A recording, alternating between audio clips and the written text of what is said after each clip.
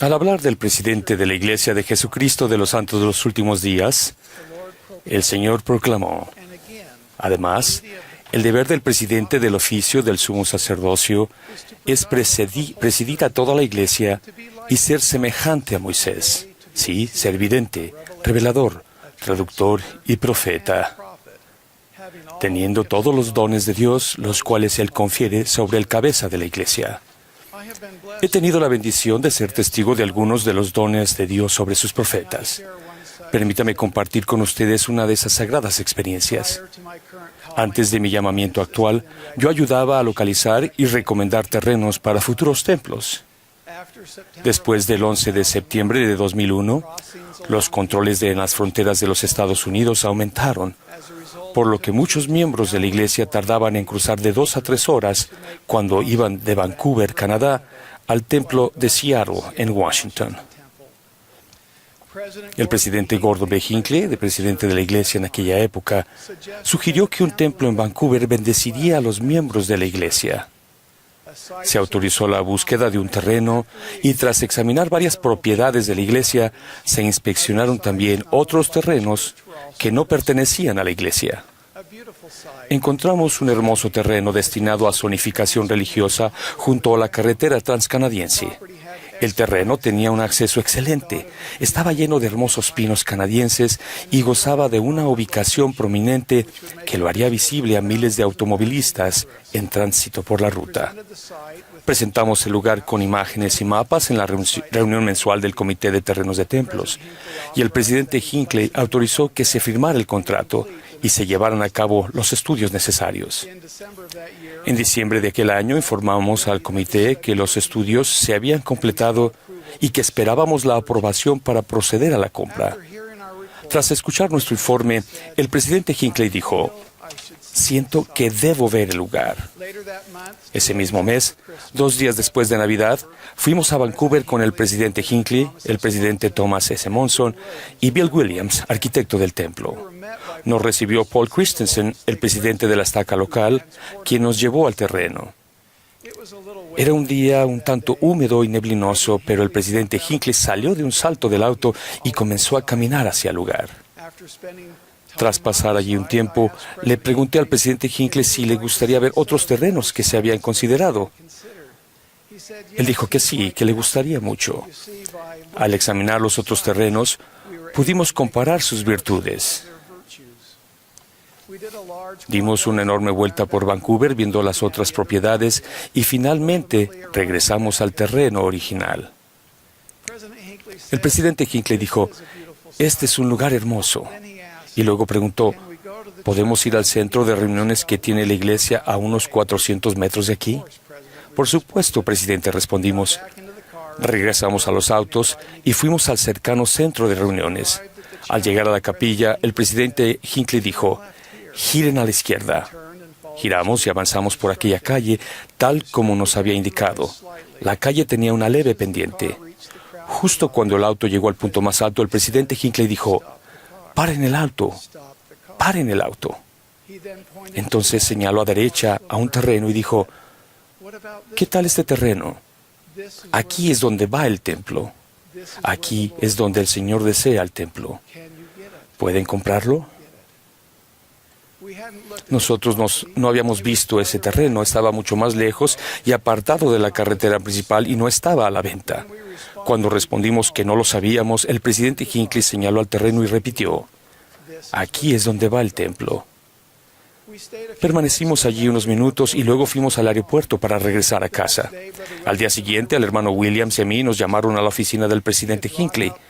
Él lo había dibujado todo en una hoja de papel: los caminos, la capilla, girar a la izquierda aquí, una X en el lugar del templo. Nos preguntó qué habíamos averiguado. Le dijimos que no podía haber elegido un terreno más difícil.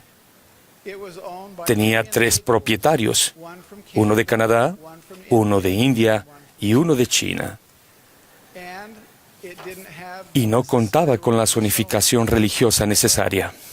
Bueno, hagan lo mejor que puedan, dijo. Entonces ocurrieron los milagros.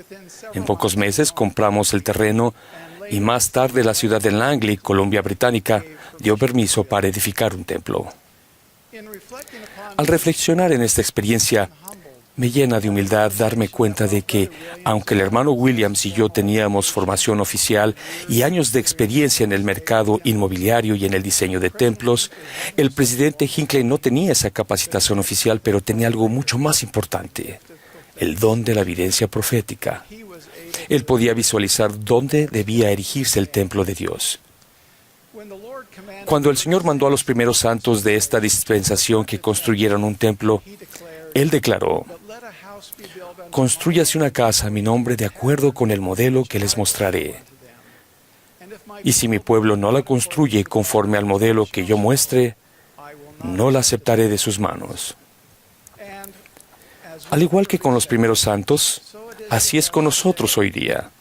El Señor ha revelado y continúa revelando al presidente de la Iglesia los modelos conforme a los cuales se ha de dirigir el reino de Dios en la actualidad, y, a nivel personal, Él proporciona guía en cuanto al modelo en que cada uno de nosotros debe conducir su vida, de manera que nuestra conducta sea igualmente agradable al Señor. En abril de 2013 hablé de los esfuerzos que requiere preparar los cimientos de cada templo para asegurar que pueda soportar las tormentas y calamidades a las que estará sujeto. Pero los cimientos son solo el comienzo.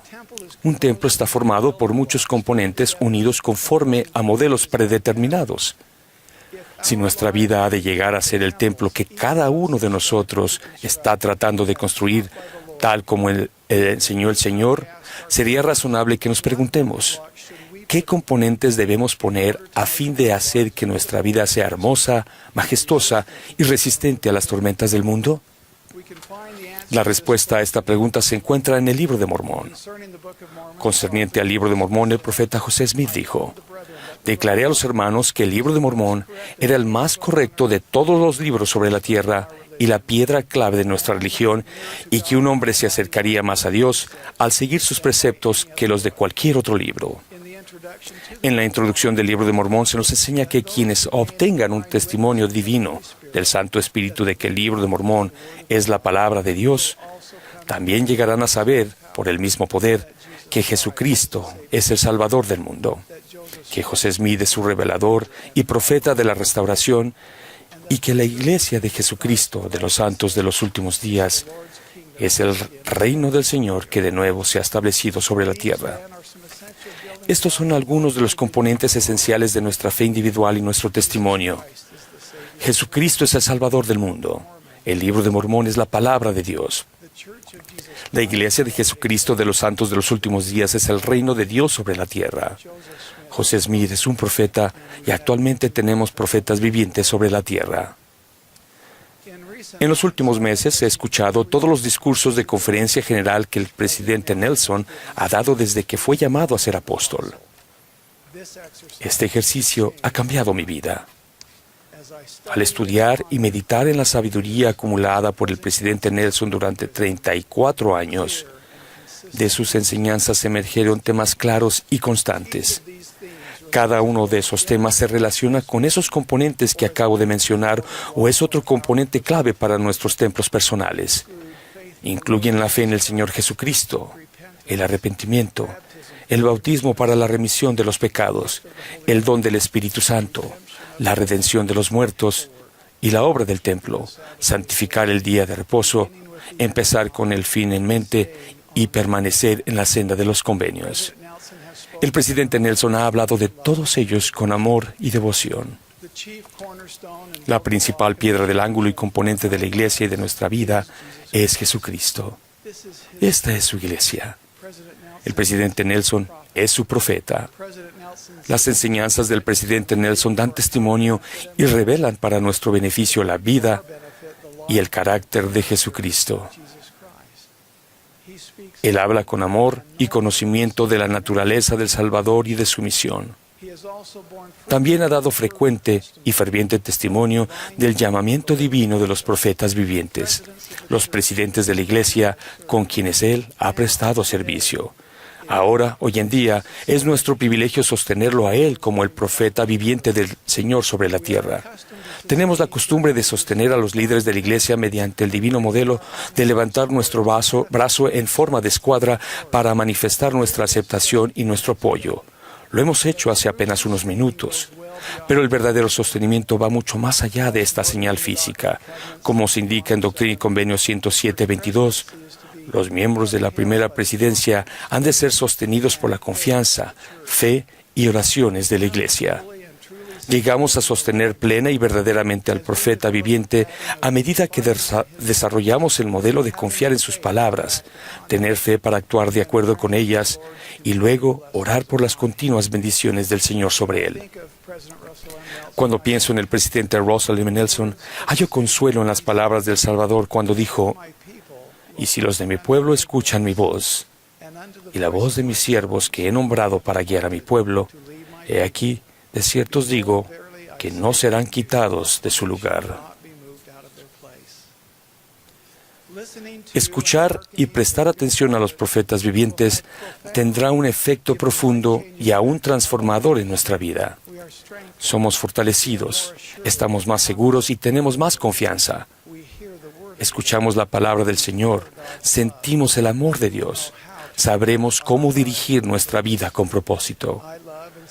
Amo y sostengo al presidente Russell M. Nelson y a los otros que han sido llamados como profetas, videntes y reveladores. Testifico que él tiene los dones que el Señor ha conferido sobre su cabeza y doy testimonio de que a medida de que consolidemos en nuestra vida el hábito de escuchar y hacer caso a la voz de los profetas vivientes, nuestra vida se edificará conforme al divino modelo del Señor para nosotros y cosecharemos bendiciones eternas. La invitación se extiende a todos. Vengan a escuchar la voz del profeta. Sí, vengan a Cristo y vivan. En el nombre de Jesucristo. Amén.